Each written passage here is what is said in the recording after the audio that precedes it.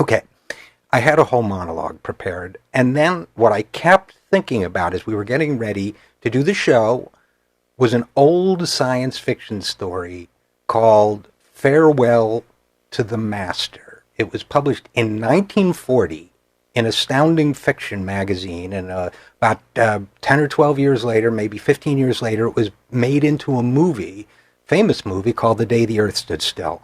But there was a big difference between the story and the movie. In the story, which was written by Harry Bates, it starts out similarly. Flying saucer lands, a giant robot gets out, a man is in front of it, they're doing whatever they do, and somebody shoots the man.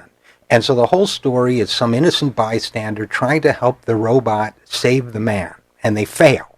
That's what happens in the science fiction story. They fail. So the ship gets ready to take off and leave for their home planet with this dead alien on it. And the man talks to the robot and says, please, please, tell your masters that we're not all like this, that some human beings are peaceful and peace-loving and friendly, and this was just one crazy nut with a gun. You should see how life is now compared to 1940 in terms of guns, but this was just a nut with a gun. Please don't have your masters think that all humanity is like this. And the story ends with the robot looking down at the man and saying, oh, but you don't understand. I am the master.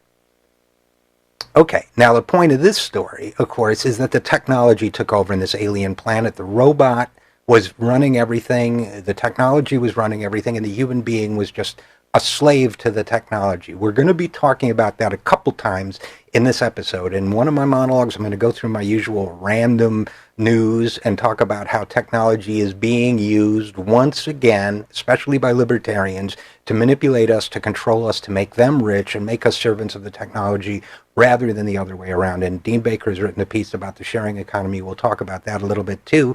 But the main thing I want to take away for the theme of this show is who's in charge here? Is democracy the master, or is someone else trying to be the master?